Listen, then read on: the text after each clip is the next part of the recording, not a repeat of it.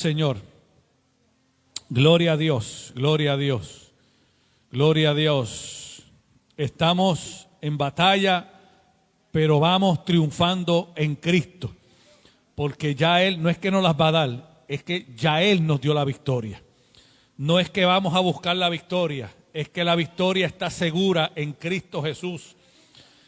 Nosotros lo que tenemos que seguir es marchando hacia adelante. Gloria al que vive para siempre. Te adoramos, Dios, te bendecimos. Queremos, antes de empezar con el estudio bíblico, estamos estudiando el libro de Apocalipsis. Hoy vamos a comenzar el capítulo 5. Así que los hermanos aquí en que están en el santuario, busquen, comiencen y vayan al libro de Apocalipsis, capítulo 5. Y los que están en sus hogares, por favor, síganos para que así se edifiquen con este estudio, que es extremadamente importante, porque este estudio redacta los tiempos que estamos viviendo hoy día. Queremos pedirle al Señor oración, al Señor que tome control de las vidas de aquellos que están convaleciendo de salud, a nuestra hermana Adela, a la familia del hermano Celedonio que están convaleciendo. Queremos pedirle por la hermana María Hernández, por sus sobrinos. Dios conoce la situación y pedimos a Dios, a ese Dios grande, poderoso, que tome control, que haga lo que tenga que hacer para tocar la vida de los sobrinos de nuestra hermana, la familia de nuestra hermana Marta Bruno, nuestro hermano Bruno, que continúen esa recuperación que Dios está haciendo en esa casa, que los siga restaurando, a Ana Rivera, a la familia de nuestra hermana Dalia y Raúl Salomón, que siga el trabajo hermoso que está haciendo y que tome control de ese hogar, de esa familia, y que los sane prontamente. Y le damos gracias a Dios por la familia de nuestro hermano Eric Mendoza y su esposa Yaira, que gracias a Dios están mejorando de una manera asombrosa, milagrosa, porque sabemos que Dios tiene control de todo. Y sabemos que algún día vamos a escuchar ese testimonio hermoso. Así que vamos al libro de Apocalipsis, capítulo 5. Bendito el nombre del Señor. Hoy vamos a empezar a estudiar. Hoy vamos a concentrarnos en ese versículo 1 de ese capítulo 5, porque cada capítulo tiene su importancia. Cada capítulo tiene un enfoque diferente. Desde que comenzamos el estudio, este capítulo habla de dos cosas bien importantes. Habla de un rollo y habla de un cordero. Y vamos a comenzar a definir, a entrar en lleno, en profundidad en ese rollo y en ese cordero. Y ese versículo 1 dice así: y vi en la mano derecha del que estaba sentado en el trono un libro escrito por dentro y por fuera. Y dice que estaba sellado con 7 sellos. Y vamos a quedarnos en ese versículo, porque ese versículo, hay mucha tela que cortar de ese versículo. Ese versículo, en la hora que tenemos para dar este estudio hoy, vamos a tratar de desmantelar ese versículo para que podamos, si entendemos bien ese versículo, vamos a entender con más facilidad el resto de ese capítulo 5. Porque ese versículo 1 es el que abre pie, esa es la puerta que nos va a ayudar a entrar a ese capítulo 5. Entonces, como dijimos al principio, todo capítulo comienza con un pie de importancia. Todos los capítulos de serie Apocalipsis, este no es la diferencia. Dice, y vi, está hablando de Juan, que vio en la mano derecha del que estaba sentado en el trono, en la mano derecha de Dios. Siempre la derecha representa la diestra, la fuerza, lo correcto, el lado fuerte. Aunque Dios no tiene lado débil, pero siempre representa el lado de la orden, el lado del comando, el lado del total control. Aunque Dios es total control. No hay una esquina de Dios que sea débil, no hay una esquina de Dios que tenga algún defecto. Él es perfecto, absoluto y totalmente poderoso. Pero en la Escritura, cuando se habla de la diestra, se habla del lado fuerte, para que tengamos un poquito de luz en eso. Dice que vio a la derecha de que estaba sentado un libro escrito. Cuando ve lo que está viendo es un libro, pero acordémonos que en el tiempo de los hebreos, en ese tiempo los primeros tiempos de la iglesia, no habían libros, no existían las imprentas, no habían libros. En este caso, cuando habla de libro, habla del rollo en el cual se escribían los mensajes, de ese rollo de papiro. En la traducción del griego al español o al latín nuestro se usa la palabra libro, pero la traducción original lo que diría sería: y vi en la mano derecha un rollo. Eso, si buscamos las versiones hebreas de la escritura, lo describe como rollo. Por eso el título de este capítulo 5 dice el rollo y el cordero, no dice el libro y el cordero. Amén. Entonces, dice que es un libro escrito por dentro y por fuera. Y vamos a ir poquito a poco en eso. En este primer versículo hace una referencia paralela. Una referencia paralela es que en la Biblia hay dos capítulos o dos versículos que son bien idénticos, que van uno con otro, y eso se ve mucho en la Escritura. Por ejemplo, cuando leemos los Evangelios, vemos versículos en Mateo que son idénticos a versículos en Juan, o en Lucas, o en Marcos. Se llaman versículos paralelos. Muchas veces en el Nuevo Testamento se ven esos Evangelios porque son similares, hablan de lo mismo en diferentes puntos de vista. Pero en este caso vamos al libro del profeta Ezequiel, porque en el capítulo 2 del libro del profeta Ezequiel vamos a ver el paralelo a este versículo que acabamos de leer. Acuérdense que el versículo dice que Juan vio en la mano derecha del que estaba sentado en el trono un libro escrito por dentro y por fuera, sellado con 7 sellos. Y en eso nos vamos a concentrar, en el libro y en los sellos, y en la cantidad de sellos. Y vamos a ir definiendo poco a poco. Yo voy a leerle ese capítulo 2 de Ezequiel, porque quiero que vayamos poco a poco entendiendo, porque da mucha luz a ese versículo 1. Capítulo 2 del profeta Ezequiel dice: me dijo, está hablando de Dios hablando, hijo de hombre, ponte sobre tus pies y hablaré contigo. Y luego que me habló, entró el Espíritu en mí y me afirmó sobre mis pies. Y oí al que me hablaba y me dijo: hijo de hombre, yo te envío a los hijos de Israel, a gente rebelde que se rebelaron contra mí. Ellos y sus padres se han rebelado contra mí hasta este mismo día. Yo pues te envío a hijos de duro rostro y de emprendido corazón, y les dirás: así ha dicho Jehová el Señor. ¿Acaso ellos escuchen? Pero si no escucharen, porque son una casa rebelde, siempre conocerán que hubo profeta entre ellos. Y tú, ¿sabes? Le estaba diciendo Dios a Ezequiel. Primero lo puso de pie. ¿Por qué? Porque esa frase de Dios, decirle a un hombre, ponte en pie, es que le preste atención. Es que deje lo que esté haciendo y ponga su mirada. Y después que él se pone de pie, dice que el Espíritu entró en él y entonces le abre el entendimiento y entonces él puede entender lo que Dios le está diciendo. Fíjate que las cosas espirituales solamente se disciernen en el Espíritu. Por eso es que en estos casos vemos que dice: y el Espíritu reposó, y el Espíritu me llevó, y el Espíritu me llevó, y el Espíritu tomó, porque el Espíritu es el que te lleva a entender las cosas divinas espirituales. Entonces, dice el versículo 6: y tú, hijo de hombre, no les temas. No tengas miedo porque no te escuchen, le está diciendo. Ni tengas miedo de sus palabras, aunque te hallas entre zarzas y espinos y moras con escorpiones. No tengas miedo de sus palabras, ni temas delante de ellos, porque son casa rebelde. El versículo 7 le dice: le hablarás pues mis palabras, escuchen o dejen de escuchar, porque son muy rebeldes. Mas tú, hijo de hombre, oye lo que yo te hablo. No seas rebelde como la casa rebelde. Abre tu boca y come lo que yo te doy. Y ahora el versículo 9 dice: y miré, he aquí a la mano extendida hacia mí y en ella un rollo de libro. Esa palabra, un rollo de libro, era exactamente lo que está describiendo Juan en el libro de Apocalipsis. Libro es algo escrito.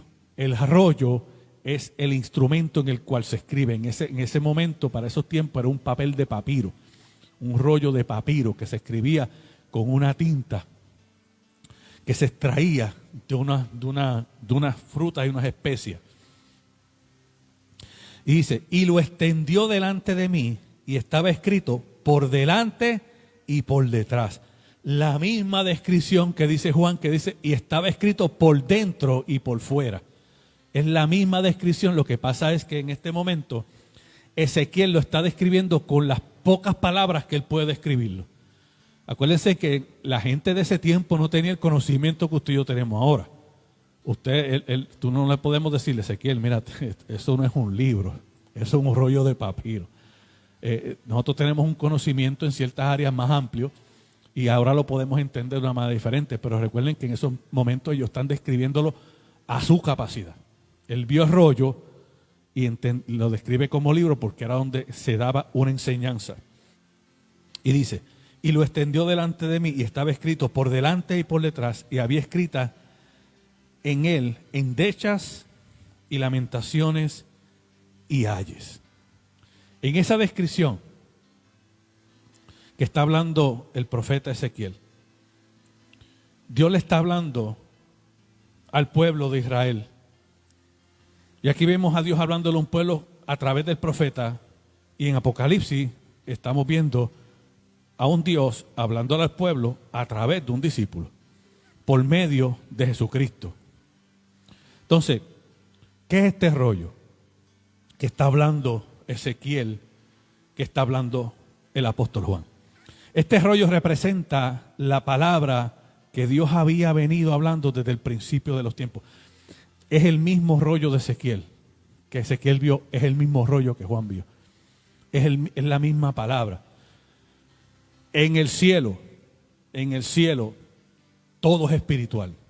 En el cielo no hay materia, en el cielo no hay papel. En el cielo lo que él está viendo es una simbología. Dios le está representando a él algo que él puede entender. Porque, por ejemplo, si Dios viene y te muestra su gloria, ¿cómo tú podrías describir su gloria? Tú quizás digas, pues, una luz que me dejó ciego, un calor que me quemaba, un fuego inmenso, pero a la misma vez no me consumía. Pues quizá alguien que conozca la escritura te está hablando de la salsa que vio. ¿Entendemos ahora? Cuando Moisés ve la salsa, cuando Abraham vio el cordero enganchado en la salsa, cuando los discípulos vieron lo que vieron, lo que estaban viendo era la gloria de Dios. En el momento en que Abraham ve el cordero enredado en la salsa, era la misericordia, la provisión de Dios, que representaba a Jesucristo, el cordero inmolado que se fue sacrificado por amor a los hombres. De la misma manera que el cordero fue sacrificado por amor a Abraham y a la promesa. Todo esto es simbología, pero cuando lo vamos estudiando poco a poco entendemos con un poquito más de claridad. Entonces, este rollo representa la palabra de Dios que comienza desde el principio, que no expira, que no acaba, que no termina. Y la vemos de los tiempos del Viejo Testamento hasta los tiempos del Nuevo Testamento, desde el principio y será hasta el fin. Por eso dice la Escritura, los cielos y la tierra pasarán, mas mi palabra no. La palabra es algo eterno, son las promesas de Dios. Este rollo representa el pacto de Dios, el decreto de salvación, sus promesas, sus palabras, las cuales son eternas. Cuando hablamos de decretos, decreto es algo que se ha mal usado mucho y lo voy a explicar para que todos estemos claros con esto. Ningún hombre, ninguna criatura tiene poder ni autoridad de decretar. Tú podrías decretar en tu casa que tus hijos comen a las 7 de la noche. Pero ese decreto tuyo está acondicionado a que Dios permita que tus hijos lleguen a las 7 de la noche. Si tus hijos llegan a las 7:30, tu decreto se rompió. ¿Sabes? El hombre no tiene poder de decretar. Eso solamente lo tiene Dios. ¿Qué es el decreto? El decreto es una ley, una palabra, una orden que nadie tiene el poder de alterarla, ni cambiarla, ni romperla. Con esto lo que quiero decir es que solamente Jehová Dios tiene el único poder de decretar. Los reyes hacen decretos, los presidentes hacen decretos, pero son en cuestiones a leyes gubernamentales. Nadie tiene que ver con salvación, porque ellos no tienen ninguna autoridad con la salvación. Nada tienen que ver con la vida, porque ellos no tienen ninguna autoridad ni poder sobre la vida. Nada tienen que ver con la existencia, porque ellos no tienen ninguna autoridad ni poder ni influencia con la existencia. Eso solamente le toca a Dios. Y lo hago claro porque se escucha mucho en ciertas iglesias, que no quiero mencionar, y en ciertos ministros, que no quiero mencionar, que se pasan declarando y decretando y decretando y declarando. Y yo escuché a uno el año pasado que decretó que el coronavirus quedaba anulado en ese momento. Y yo imagino que ese hombre estará escondido ahora porque todavía está el coronavirus. Pues eso es cuando hablamos del decreto divino, uno de los decretos de Dios es el decreto de salvación. El decreto de que su creación, sus escogidos, un pueblo, un rebaño. Porque acuérdate que dice la Escritura que de 2 rebaños hizo uno. Del pueblo judío y del pueblo gentil. Él hizo un solo rebaño. Que a los que creen en Él se les dio la potestad de ser hijos de Dios. El llamamiento es uno. Pero a los que Dios escoge son otros. Muchos son los llamados. La palabra se predica, pero pocos son los escogidos. ¿Por qué? Porque no todos absuelven la palabra, no todos la reciben. Por eso a Jeremías le está diciendo, te voy a llevar a predicar a un pueblo. Erika, hazme un favor, ábreme la puerta a ese varón, que se ponga máscara y que tomarle la temperatura. A un pueblo rebelde, a un pueblo que no lo iba a escuchar, pero le dice, no le tengas miedo, porque yo soy quien te envía. Amén. Entonces, son las palabras eternas de Dios. Ese rollo lo que hace referencia es a la palabra eterna de Dios. Y vamos a Jeremías en el capítulo 31, que nos da un poquito de luz en todo esto. Jeremías capítulo 31, verso 31, dice así: He aquí que vienen días. ¿Qué días son estos? Los días que está hablando Dios en el Apocalipsis, los días de ese momento. Dice aquí que vienen días, dice Jehová, en los cuales haré nuevo pacto con la casa de Israel y con la casa de Judá. ¿A qué se refiere Jeremías? ¿Qué le está diciendo Dios a Jeremías en este caso? Le está hablando Dios a Jeremías del cumplimiento de ese nuevo pacto. Ese cumplimiento que habla Mateo en su capítulo 26, que dice que mientras comían, Jesús tomó pan y habiéndolo bendecido, lo partió y dándoselo a sus discípulos le dijo, y esto es lo que le dice Jesús a sus discípulos: tomen, coman, que esto es mi cuerpo. Y dice que después Jesús tomó la copa y después que da gracias, se la dio y le dice, beban todos de ella. Estamos en el Evangelio según Mateo, capítulo 26. Dice, porque esto es mi sangre del nuevo pacto, que es derramada por muchos para perdón de los pecados. Entonces dice el verso 29, les digo que desde ahora no beberé más de este fruto de la vid, hasta el día cuando lo beba de nuevo con ustedes en el reino de mi Padre. Ese es el pacto que está hablando Jeremías, que es el pacto que está hablando Dios y que se lo muestra a través de ese rollo. El rollo representa el pacto.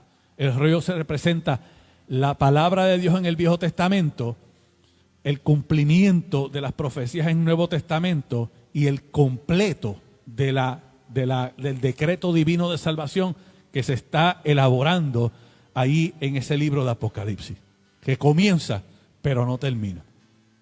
Todavía no hemos llegado al final. Pero es algo curioso que dice que este libro, este rollo, tenía 7 sellos. Dice que cuando él ve el rollo en la mano derecha, en la diestra de Dios, él se fija. Y yo trato de imaginar a Juan, yo no sé a qué distancia él veía a Dios de él, pero él podía ver el rollo clarito. Y en el rollo claro él está viendo los 7 sellos. Estos sellos se usaban en la antigüedad porque cuando los reyes escribían edictos, los reyes lo escribían en papel de papiro. Y ese papel de papiro se enrollaba. Y cuando se enrollaba el papel de papiro, que es lo que habla Juan, que dice libro, que es lo que habla Ezequiel, que dice rollo y libro, y lo que habla Jeremías, que habla de rollo y libro, es esto mismo, es simplemente un rollo de papiro que se le traduce del griego al latín de nosotros como libro. Los reyes lo que hacían era que los sellaban y le ponían una cuerda, la amarraban, le hacían un nudo y en el nudo de la cuerda le echaban vela derretida, cera derretida. Y en esa cera derretida él le ponía el sello del rey. Era el anillo o era un sello. ¿Para qué se utilizaba esto? Esto se utilizaba para cuando el reminente, la persona que iba a recibir el rollo, lo viera, supiera que esto era original, que esto era legítimo. Lo que está mostrándole Dios es que ese rollo que está hablando ahí, que él está viendo, es original, que es legítimo y no se había abierto desde el principio de los tiempos. Dice que tenía 7 sellos. O sea, el sello se usaba para asegurarse que nadie abriera el nudo, desatara el nudo, viera lo que estaba escrito y lo volviera a atar nuevamente. Dice que tenía 7 sellos. Entonces, ¿qué representan estos 7 sellos? Estos 7 sellos representan el completo de Dios. Estos 7 sellos representan el perfecto completo de Dios. Vamos a definir eso. Cuando en la Biblia se usa el número 7, se dice que el 7 representa perfección. Pero el 7 no representa perfección. Cuando hablamos de 7, porque Dios no es imperfecto, Dios es perfecto. El 7 lo que representa es completo. El 7 lo que representa es que no hay nada más que se dejó sin hacer, que está completamente terminado desde el principio. Dice que Dios lo hizo todo en 6 días y descansó el número 7. No es porque Él se adelantó y le sobró un día para que descansara. Es que el 7º día fue cuando Él completó todo, el día de su terminación. El 7 bíblicamente lo que significa es completo, que no se quedó nada sin terminar, que no se quedó nada sin hacer. El 7 siempre representa el completo de Dios. Pero en este caso, dice que tiene 7, el rollo tenía 7 sellos. O sea que tenía 7 cordones y 7 sellos. Cada cordón tenía un sello. Y si leemos más abajo, voy a leerlo solamente por referencia, pero no vamos a tocar ese punto hoy, porque no nos va a dar tiempo. Cuando habla más adelantito en ese capítulo 5 de Apocalipsis, que dice en el versículo 2, y vi un ángel fuerte que pregonaba a gran voz, ¿quién es digno de abrir el libro y desatar su sello? No voy a entrar en ese versículo, pues esto lo vamos a discutir la semana que viene, pero cuando habla de eso, habla de que hasta el momento que Juan vio el libro o el rollo, hasta el momento que Juan había abierto, vio los 7 sellos puestos, no había ninguno santo, puro, digno, lo suficientemente puro, limpio y santo para poder abrir lo que el Padre había hecho. Solamente uno lo habla más adelante, que habla del Cordero. Cuando el ángel dice, uno de los ancianos dice, no te preocupes, no llores, no estés triste, porque el Cordero, y habla del Mesías, del Jesucristo, el Cristo en ese tiempo, ¿verdad? En los cielos. Pero vamos a volver a los sellos. ¿Qué representan estos sellos?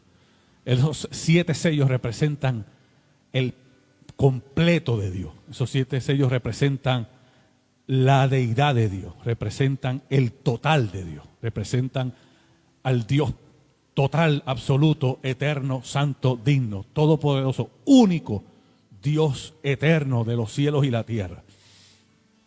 Representan a un Dios perfecto, que no es incompleto, que no le faltó nada y que nunca dependerá de nada. Representa el total de los 7 espíritus de Dios que habla Isaías. Uno de los sellos es el Espíritu de Dios, que habla del mismo Dios. Un Padre, Hijo y Espíritu Santo.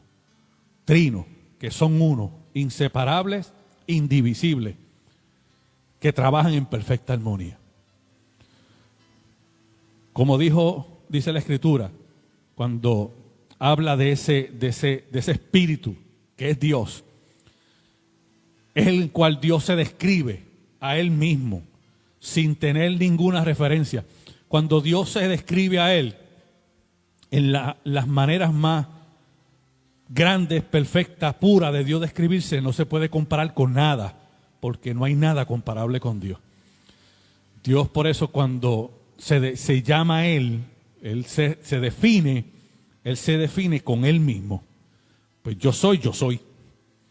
Por eso en la Escritura, cuando Él habla de Él usa muchos términos, pero siempre termina usándose a Él mismo de referencia, porque no hay nada más por encima de Él, no hay otra cosa que se pueda comparar a Él. Él, por ejemplo, dice, yo soy el Dios. No dice yo soy Dios, yo soy el Dios. No hay otro. Abraham le dijo, no temas, Abraham, yo soy tu escudo. Y siempre es el mismo, yo soy tu escudo. Yo soy el Dios todopoderoso. Yo soy el Dios omnipotente. Es que no hay otra cosa para comparar. Ese primer sello representa la eterna, perfecta divinidad de Dios. Ese sello representa que el que cerró ese libro fue Dios. Y cuando hablan en el versículo de que no se halló ninguno digno, es que no se halló ninguno semejante a Dios para poder abrir lo que Él le había sellado.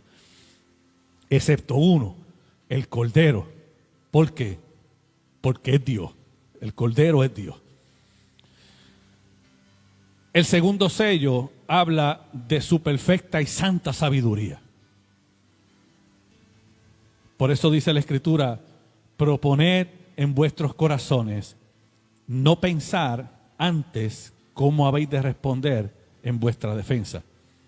Porque yo os daré palabra y sabiduría, la cual no podrán resistir ni contradecir todos los que se te opongan. ¿Por qué Dios usa este término? Si hay algo que el hombre te puede discutir, es tu opinión. Porque es una opinión. Tú puedes decirle, bueno, yo creo que eso dice. Y tú puedes decirle, bueno, eso es tu opinión, es lo que tú crees. Pero la Biblia dice. Y cuando tú dices, la Biblia dice, esa palabra no se puede refutar. No hay forma, no hay manera. De la única manera que alguien refuta la Escritura es porque está en contra de Dios. Mira, aún los ateos piensan, ellos pelean y luchan la batalla de que Dios no existe. Pero el ateo sí cree en Dios. El ateo lo que pasa es que no lo acepta como Dios. Porque ¿cómo tú vas a pasar una vida entera refutando algo que no existe? Es porque ellos saben que existe Dios. Lo que pasa es que no lo reconocen como Dios. Ellos le cambian nombre, una fuerza, buena suerte. No, tú no es que Dios te ayudó, es que tú tuviste buena suerte. Ellos creen en muchas cosas, pero no reconocen que Dios. A veces el hombre que está mal enseñado, el hombre que no tiene una doctrina sólida, que no interpreta la palabra propiamente, que no reconoce la Escritura, siempre refuta la palabra. ¿Por qué? Porque la acomoda a sí mismo. Por eso hay mucha diversidad de religiones y sectas. Porque cada cual le dio su propia interpretación a lo que quiso. Y por eso hay tantas sectas. Hablamos de religiones como los Testigos de Jehová, por ejemplo, por usarlos a ellos. Que ellos creen en Dios, pero no creen en Jesús, ni creen en el Espíritu Santo. Ellos piensan que el Espíritu Santo es una fuerza, como si fuera una batería, una pila de 9 voltios, que tiene una luz. Ellos piensan que Jesús fue simplemente un profeta. Porque usan un versículo en la Biblia cuando se dice que no hay profeta en su propia tierra. Y dice, pues él es profeta. Él no es el Hijo de Dios. Ellos no creen en eso. Ellos creen en Dios, en el mismo Dios que tú y yo creemos. Pero lo demás lo han sacado. Le han sacado la Trinidad a Dios. ¿Sabe? Los católicos, por otro lado, ellos creen en el mismo Dios que tú y yo creemos. Pero que creen en muchos otros dioses más. Y es el mismo Dios, tuyo y mío. La diferencia es que ellos creen en otros dioses en adición a este. Los budistas, los jesuitas creen en Jesús. Los Jesús solos creen en Jesús, pero no creen en Dios. No creen en el Espíritu Santo. Hay variedad en cuanto a la interpretación, por eso hay tantas sectas. Cuando habla esa perfecta sabiduría que habla a Dios, habla de que hay cosas que tú puedes discutir, excepto la palabra. Tú puedes mirar el versículo y tú lo único que te queda hacer es negarlo. Cerrar los ojos y negarlo, pero el versículo está ahí, está diciendo la verdad. Entonces, negar la palabra es rechazar a Dios. Por eso es que nosotros no podemos contender con el necio. Y nos vamos a encontrar mucha gente necia. Mucha gente necia. Que te van a decir, no, pero es que eso, a mí me enseñaron. Entonces, tú les dices, te enseñaron mal. Se ofenden. Porque ellos piensan que tú estás atacando su enseñanza. Y tú no atacas su enseñanza. Tú estás atacando la falsa doctrina. Y a veces nos tildan a nosotros de extremistas. Ustedes se creen que son los únicos que entran al cielo. No, el judío pensaba que era el único que entraba al cielo. Y terminamos nosotros metiéndonos entre medio. ¿Entiendes? Nosotros simplemente defendemos la sana doctrina, las escrituras. Como yo siempre he dicho, si la Biblia no lo dice, no es. Y punto, y se acabó. Si tú me quieres refutar un punto, búscamelo por la escritura. Y búscame el versículo que me lo interpretes correctamente. Y eso es lo que habla. El tercer sello habla de una total e infinita inteligencia. Miren que aquí hablamos de dos cosas. Hablamos de sabiduría y hablamos de inteligencia. Y la sabiduría y la inteligencia son dos cosas diferentes. Son parecidas, pero no son lo mismo. Sabiduría es algo que no viene del hombre. Sabiduría solamente viene de Dios. El hombre no tiene ninguna sabiduría, pero el hombre tiene habilidades dadas por Dios que te pueden hacer inteligente si tú te esfuerzas. La diferencia entre la sabiduría y la inteligencia es que la inteligencia viene, parte de ella, de tu propio esfuerzo. Si tú no estudias, tú no eres inteligente. Si tú no vas a la escuela, tú no vas a saber sumar, restar, multiplicar, dividir. Si tú no vas a la escuela de medicina, tú no puedes ser médico. Si no estudias mecánica, no vas a ser mecánico. Pero el esfuerzo tuyo compone y contribuye a tu inteligencia. Nada de lo que tú puedas hacer contribuye a tu sabiduría, porque solamente viene de Dios. La sabiduría es este don de Dios que te ayuda a tomar buenas decisiones aun cuando tú no tienes ningún conocimiento de lo que estás haciendo. Esa es la diferencia. La inteligencia te hace tomar decisiones en base a tu conocimiento y tu experiencia. La sabiduría no. La sabiduría tú no puedes tener ningún tipo de conocimiento, pero a través de ellas, de las decisiones que tú tomas son correctas. Por eso Salomón, cuando Dios se le presenta y le dice, pídeme lo que tú quieras. Mira lo que tú quieras, pídeme. te daré reino, te daré riqueza. Todos los reinos me los pide. Pero Salomón entendía que conquistar reinos para él era fácil. Te voy a decir por qué. Porque Dios lo había puesto como rey. Y como Dios fue el que lo puso como rey, Dios iba a respaldar su reinado. Él era rey de Israel. Y como era rey de Israel, Israel era el pueblo amado de Dios, Dios iba a cuidar de Israel. Cuidando a Israel lo cuidaba a él. Él entendía y sabía, porque era inteligente, de que los reinos del mundo él los podía conquistar si él quería. Porque Dios estaba de su lado. Pero había algo que a él le faltaba. Y era lo que más le preocupaba. Y era sabiduría. Y cuando le pide a Dios, le dice, yo una cosa te pido. Te voy a pedir sabiduría para poder gobernar a tu pueblo. Mira lo que le pide, no era ni siquiera para él. Yo voy a pedir sabiduría para poder gobernar a tu pueblo. Y cuando él le pide eso a Dios, Dios en su magnífica voluntad le dice, por cuanto no pediste nada para ti, sino pediste algo para mi pueblo, yo te daré toda sabiduría, pero te daré toda la riqueza. Y lo bendijo, porque lo que pidió no fue para él, fue para tratar bien al pueblo de Dios. Cuando él dijo gobernar a tu pueblo, es lo que le está diciendo, si tú me ayudas, yo lo que necesito es que tú me des la sabiduría para yo poder tratar bien a tu rebaño, para poder ser un buen rey como tú deseas. La sabiduría perfecta de Dios. La Biblia dice, proponed en vuestros corazones no pensar antes cómo habéis de responder en vuestra defensa, porque yo os daré palabra y sabiduría, la cual no podrán resistir ni contradecir todos los que se te opongan. Hay momentos en que muchas personas se nos acercan a pedir consejo. Y cuando nos piden consejo, uno en nuestra habilidad, nuestra experiencia y conocimiento, damos un buen consejo. Pero eso es en nuestro caso, nuestra habilidad y nuestras experiencias. Cuando nosotros por la palabra damos consejo, ese consejo viene acompañado de sabiduría. Porque el consejo de Dios es perfecto y en la palabra hay sabiduría. Por eso nosotros siempre tenemos que usar la Escritura para todo. La Escritura es nuestra única guía. Aquí está todo lo que tú necesitas para criar a tus hijos, para vivir bien, para comportarte correctamente. Todo está en la Escritura. Por eso él dice,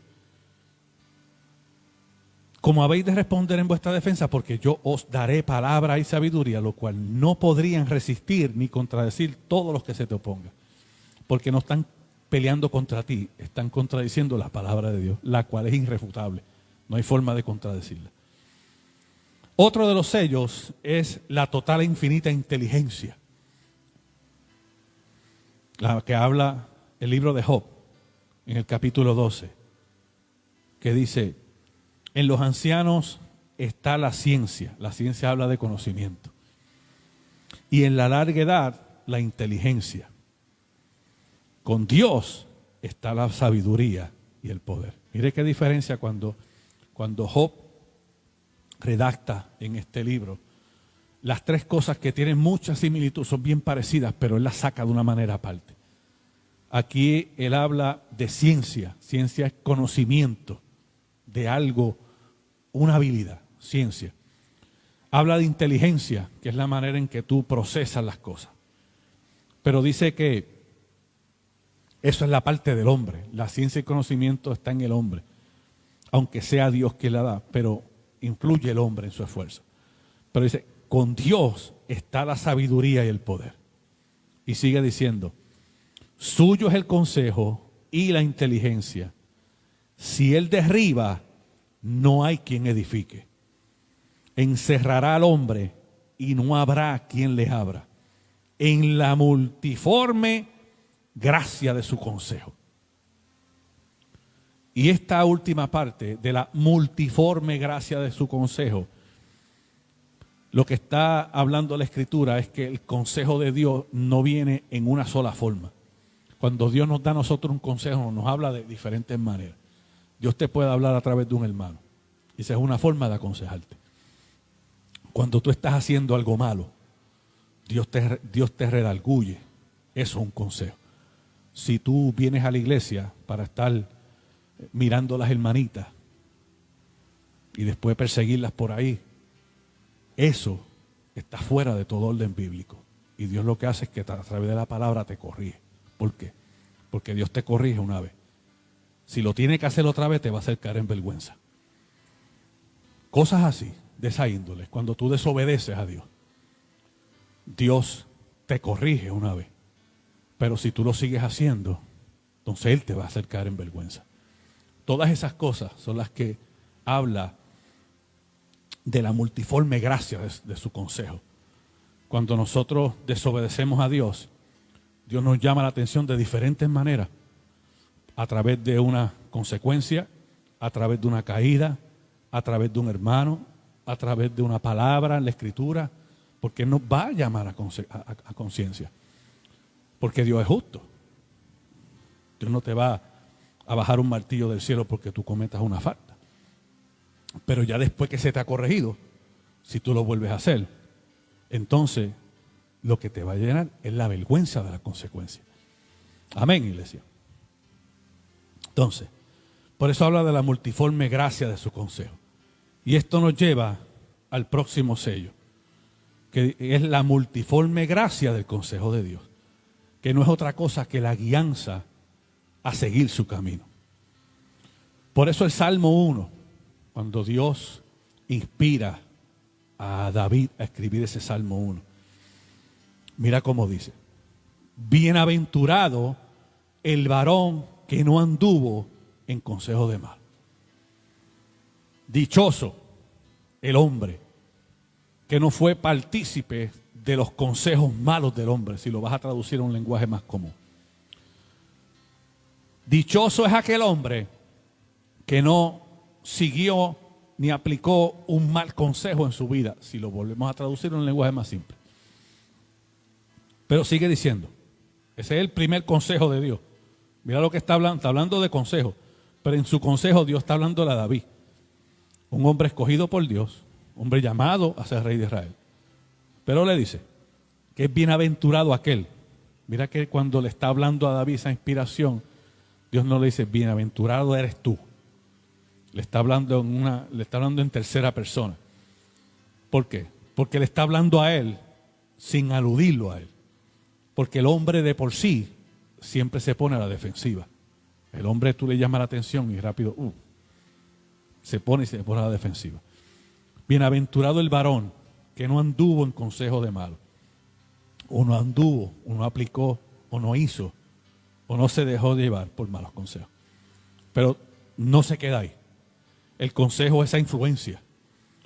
Si yo tengo maldad en mi corazón y yo veo que tú estás bien en los caminos del Señor y yo me acerco a ti haciéndome pasar por tu amigo, por uno igual a ti. Si tú eres cristiano y yo no lo soy, o soy cristiano, pero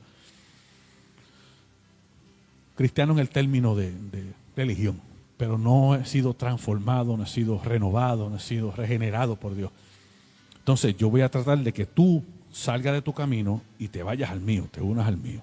Eso es lo que hace la maldad en el hombre. Y yo lo que te voy a dar son consejos. Que quizá te diga, pero la Biblia dice que, y quizá use versículos de la Biblia como usó Satanás con Jesús. Escrito está, le dijo. ¿Por qué? Porque Jesús le dijo la primera, le dijo, escrito está. Y como él sabía que estaba tratando la palabra y la palabra es irrefutable, Satanás pensó, pues entonces si yo le digo la palabra a Jesús que es irrefutable, no se puede ir en contra mía. El problema es que Satanás la aplicó mal.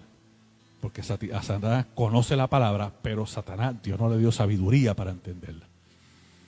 Mire, el cristiano, el creyente, tienen que entender una cosa. Cuando Satanás fue expulsado del cielo, una de las cosas que perdió, entre tantas que perdió, fue su divinidad. Su divinidad. Divinidad me refiero a que él tenía ese poder que les he dado a los ángeles, que los ángeles pueden subir al cielo y bajar. Eso lo perdió. Él no tiene ya derecho a estar en el cielo. Él no sube y baja. Él está aquí, en la atmósfera, en esta tierra, confinado hasta el día del juicio. Esta es la cárcel donde él está esperando que lo lleven a la guillotina donde se va a freír como un chicharrón dentro del aceite que hierve por toda la eternidad. Va a salir quemado como un pollo frito. Y él lo sabe y está furioso y él quiere que más caigan más con él. Y él muchas veces trata de influenciar en la mente del hombre. Satanás no tiene poder sobre el hombre porque nosotros le pertenecemos a Dios. Jesucristo lo explicó claramente cuando dice: de los que me diste, ninguno se perdió. Mira lo que dice Jesús, porque al que Dios llama, Dios preserva. Dios santifica a los que llama, a los que llamó, a esos justificó, a esos santificó. ¿Entiendes? Toda esa palabra se aplica. El diablo lo que quiere, Señor los reprenda, es que tú te desprendas de esa palabra, que comiences a dudar de Dios para que entonces Él pueda tomar ventaja de ti. Bienaventurado el varón que no anduvo en consejos de mal. Habla de consejo. Habla de malas amistades. Habla de gente, lo que nosotros le decimos cizaña, que se mete entre el trigo, pero no es trigo.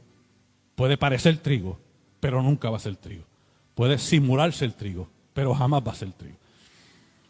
Pero sigue diciendo, ni estuvo en consejo, en camino de pecadores, ni en silla de escarnecedores se ha sentado. O sea, que el bienaventurado es aquel que no escuchó la voz del que lo trataba de engañar, pero tampoco se juntó con ellos, tampoco lo siguió, tampoco se sentó con ellos, tampoco compartió con ellos. No es que tú no los saludes, eso no dice la palabra, pero no seas igual que ellos, no comas de la mesa de ellos, no te sientes con ellos. Eso es lo que está diciendo. Pero entonces, ¿cómo agradamos a Dios? Primero te está diciendo lo que no tienes que hacer para ser bienaventurado. Bienaventurado es el que no hace esto y no hace esto y no hace lo otro. Pero entonces, ¿qué es el bienaventurado? ¿Qué tengo que hacer? Mira qué sencillo te lo dice aquí. Sino que en la ley de Jehová está tu delicia. La ley son los mandamientos. La ley es la obediencia. La ley es vivir una vida íntegra. La ley es mantenerse con una mente limpia, un corazón limpio, un corazón puro. No congregarte con agendas escondidas. No es visitar la iglesia para tratar de buscar una ventaja, para satisfacer tus propias ambiciones. Dice, sino que en la ley de Jehová está su delicia, y en su ley medita de día y noche. O sea, cuando habla de la ley medita, habla de que cuando tú recibes la palabra, tú no la dejes en la banca hasta el domingo que viene, hasta el miércoles que viene, sino que tú la lleves contigo y en ella pienses. ¿Meditar cómo, pastor? Pues meditar en el aspecto en que cómo yo aplico este versículo a mi vida. ¿Cómo yo puedo hacer esto que está diciendo ese versículo? ¿Cómo yo puedo deleitarme? ¿Cómo yo puedo deleitarme en la ley de Jehová? ¿Qué yo tengo que hacer para sentirla con gusto? ¿Qué yo tengo que hacer para que cuando Dios me habla, a mí no me moleste ni me dé coraje, sino que mi corazón esté blando para recibir? A eso es lo que se refiere.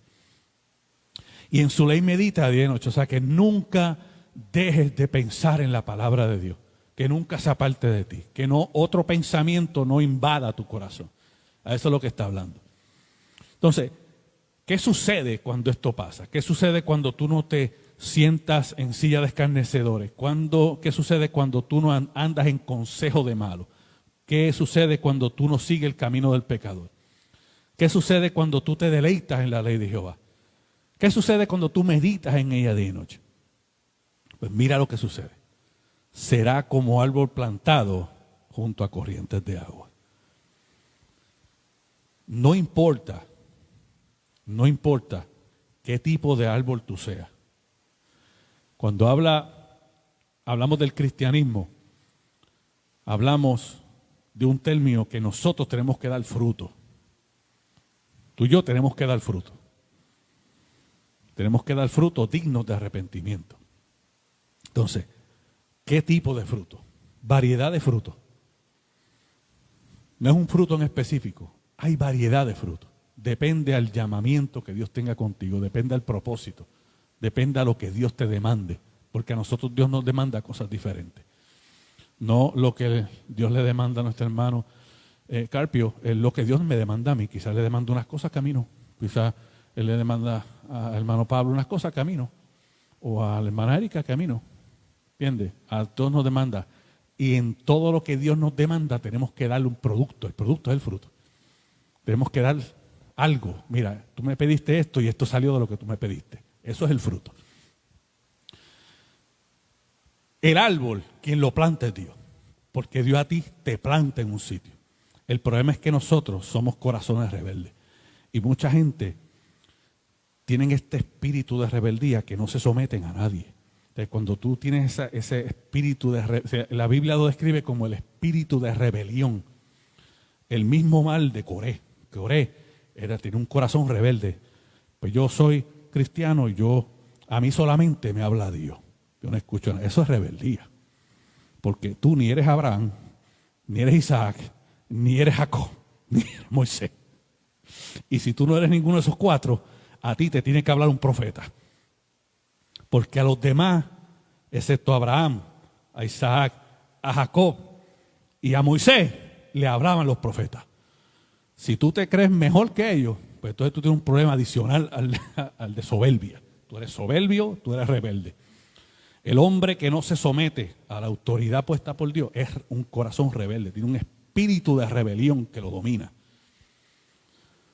Por eso la palabra nos enseña a nosotros sometimiento. El sometimiento es importante para que no nos descarrilemos del camino, para que no seamos ovejas perdidas.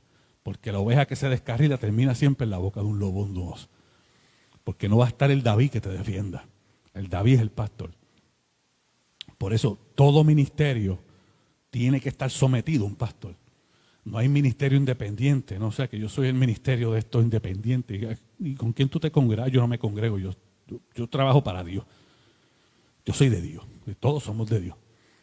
Pero tú tienes un problema de rebeldía, ¿entiendes? Esas cosas son las que habla de esto. Árboles plantados junto a corrientes de agua, porque es que te plante Dios. Y si tú te arrancas tú mismo, terminas seco. Tus raíces se secan. Porque quien envía el agua del manantial es Dios. Entonces, ¿qué pasa cuando tú te aprendes a someter a la voluntad de Dios? ¿Qué pasa cuando tú tienes ese sometimiento puro en tu corazón? Da fruto en su tiempo. No a tuyo, en el tiempo de Dios. Porque el árbol tiene que echar raíces primero. Antes de echar hojas, echar raíces. Antes de crecer el tronco, echar raíces. Lo primero que echa una planta es raíces. Si tú arrancas, mira, siembra una semilla y espera a que esté el arbolcito así y arráncalo para que tú veas que la semilla es del mismo tamaño del árbol. La raíz, cuando el árbol mientras más crece, la raíz más grande. Da fruto a su tiempo. ¿Y qué pasa cuando tú estás junto a corrientes de agua? Tu hoja no cae, tú no te secas. Y todo lo que hace prosperará. Todo lo que hace. Otro de los lazos es el absoluto y soberano poder de Dios. Dios dijo, esto es la palabra de Dios, conmigo está el consejo y el buen juicio. Yo soy la inteligencia, mío es el poder. Vamos al libro de Deuteronomio, capítulo 32. Ya estamos terminando la clase de hoy. Y este versículo 39 del capítulo 32 de Deuteronomio habla de esto. Alabado sea Jehová. Deuteronomio capítulo 32, verso 39. Y dice la escritura de esta manera. Ved ahora que yo, está hablando Dios, yo soy, vuelve y se describe su propio nombre, como hablamos al principio. Él no tiene otra comparativa, por eso él solamente se compara con él mismo, porque no hay alguien ni algo que pueda ser comparado con Dios. Por eso Dios dice, ve ahora, mira lo que te estoy diciendo, que yo, Dios, soy Dios. Y no hay dioses conmigo. En mi reino En mi trono no hay nadie más que me diga lo que yo tengo que hacer. En mi soberana voluntad nadie puso su opinión. En mi juicio nadie opina. Yo soy Dios y conmigo no hay otros dioses. Yo hago morir y yo hago vivir. Yo hiero y yo sano. Y no hay quien pueda librar de mi mano. Eso habla de la soberanía total de Dios. A veces pensamos que las cosas nos suceden mal porque Dios no estuvo. Y este versículo te da luz en eso. Dios está hasta aún cuando las cosas. Mira lo que dice. Ved ahora que yo soy. Soy Dios. Y no hay dioses conmigo. Le está diciendo, mira esto. No hay conmigo nadie más.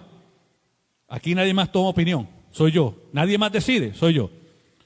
Yo hago morir. La muerte la traigo yo. El que muere, muere porque yo dije que muriera. El anciano muere porque yo le corté los años. El niño muere porque yo decidí traerlo conmigo.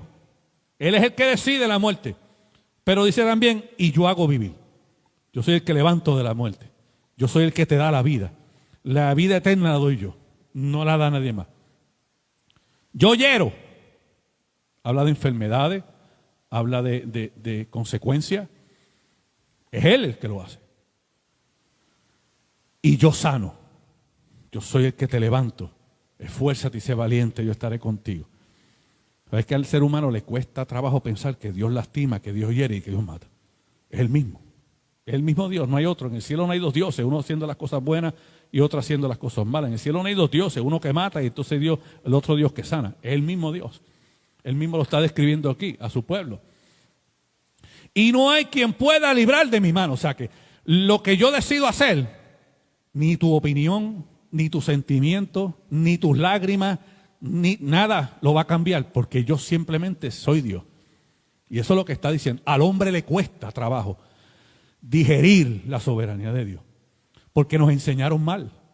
Nos enseñaron a que Dios todo lo perdona.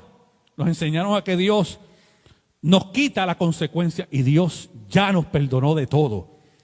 Lo que nos queda siempre es la consecuencia, que es lo que Dios no te va a quitar. Si Dios te quita la consecuencia, tú vas a volver a hacer lo mismo una y otra y otra y otra y otra vez. Yo lo traje a colación hace un tiempo atrás. El ladrón es ladrón hasta que lo meten preso. En la cárcel se arrepiente. Pero si no lo hubiesen agarrado a la policía, sigue robando. Él no se iba a arrepentir antes que lo agarraran. El asesino es asesino hasta que lo agarran. Ahí se arrepiente. Ay, es que no, perdóneme, es que no quise hacerlo. Tú lo quisiste hacer porque lo hiciste. El arrepentimiento siempre viene a través de la consecuencia. Por eso Dios a nosotros no nos va a quitar nunca la consecuencia. Eso es lo que nos hace arrepentirnos y no volver a hacer lo mismo. Adán lo hizo en el huerto. Dios lo perdonó por haber desobedecido a Dios. Pero la consecuencia no se la quitó. Caldos y espinos te dará la tierra. Se supone que él comiera. Él le puso un huerto que siempre iba a dar alimento. Él lo que tenía que hacer es levantarse, agarrar y comer y acostarse a dormir. Nada más. Caía un rocío en la mañana que regaba. No tenía que regar el patio. Todo. Él lo tenía todo ahí. Pero por la desobediencia lo sacó del huerto. Dice, caldos y espinos te dará la tierra. Con el sudor de tu frente te alimentarás. Ahora vas a trabajar como un buey negro. Ahora vas a sudar hasta que te quedes sin fuerza. La consecuencia. A David le pasó lo mismo. Ungido, el amado de Dios, el que anduvo conforme al corazón de Dios, pero desobedeció a Dios por un descuido. Y Dios lo perdonó. Claro que lo perdonó. Pero la consecuencia no se la quitó. El niño lo mató. Ese mismo Dios, yo mato y yo sano. Yo hiero y yo quito la vida y la vuelvo a dar. Ese mismo. Pero ahí no quedó todo. También le dice, y la espada nunca se apartará de tu casa. Desde ese momento, y ya sabemos lo que pasó después. Los hijos trataron de matarlo, todo el mundo quería matar a David. La espada nunca, porque el castigo de las consecuencias. El conocimiento inescrutable de Dios. Vamos al libro de los Salmos. ya con esto, estamos hablando de los 7 sellos que representan a Dios. Libro de los Salmos, alabado sea Jehová. Capítulo 39. Esto es lo que representan esos 7 sellos. Salmo 39. Gloria al que vive para siempre. En el conocimiento inescrutable, inescrutable es que tú no puedes llegar al final, inescrutable es que tú puedes cavar y nunca llegar al fondo. No hay forma de averiguarlo todo. No puedes meterte en la mente de Dios. Ningún hombre puede meterse en la mente de Dios. No puede uno meterse en la de uno, va a meterse en la de Dios. Dice versículo 5. He aquí, diste a mis días término corto. Mira lo que está diciendo el salmista. He aquí, diste a mis días términos cortos. Mi edad es como nada delante de ti. Hablando de la vida, la eternidad de Dios versus al tiempo de vida del hombre. Ciertamente es completa vanidad, todo hombre vive. Ciertamente, verso 6, como una sombra es el hombre, ciertamente en vano se afana. Amontona riquezas y no sabe quién las recogerá. Verso 7, dice, y ahora, Señor, ¿qué esperaré? Mi esperanza está en ti. Líbrame de todas mis transgresiones. No me pongas por escarnio el insensato. Enmudecí y no abrí mi boca, porque tú lo hiciste. Esa manera de David de escribir las cosas que Dios hace que no entendía es lo que describe la inescrutable mente de Dios. Que a veces Dios hace cosas que nosotros no entendemos. Por más que tú le pidas a Dios, pero Señor, explícame, es que no vas a poder entender, porque la mente de Dios es inescrutable, es infinita, es tan profunda que no hay quien llegue al fondo. Y el otro sello es el único y absoluto temor de Dios. Pablo dice en la carta a los Corintios, así que, amados, puesto que tenemos tales promesas, limpiémonos de toda contaminación de carne y de espíritu, perfeccionando la santidad en el temor de Dios. El temor de Dios es el principio de toda sabiduría. ¿Por qué? Porque en el temor de Dios está la obediencia. Y la obediencia es un principio de sabiduría. Por eso, esos 7 sellos que está hablando, que están protegiendo a Arroyo, habla del total completo de Dios. Es la esencia absoluta de Dios quien selló ese pergamino, quien cerró eso para que no haya poder ni siquiera en los cielos. No había un ángel que pudiera abrir un sello. Por eso dicen los 24 ancianos, y busqué y no había ni uno aquí. Está hablando dentro del cielo. No había nadie en los cielos. Está hablando entre ángeles, querubines, arcángeles, serafines, terafines. No había ni uno digno de abrir un solo sello. ¿Por qué? Porque solamente en el poder de la palabra de Dios está su voluntad. No había ángel que dijera, mira, vamos a abrirlo para una sorpresa al mundo. Ahora vamos a hacer ese sello y vamos a un revuelo allá abajo. Y ahora sí todo el mundo a correr. Todo está bajo la perfecta y única voluntad de Dios. Nada se mueve en la tierra si Dios no lo permite. El que se enferma, Dios permite enfermedad para mostrar la sanidad. A veces nos quejamos de que nos pasan cosas y sí, al ser humano nos duele, nos molesta, a nosotros nos da coraje. Si yo te digo que a mí nunca me da coraje, te estoy mintiendo. Ya pequé. Con decirte eso ya pequé. Por eso todos los días tenemos que pedirle perdón a Dios por nuestras fallas. Todos los días, todos los días, todos los días. Tenemos que pedirle a Dios perdón. Así que vamos a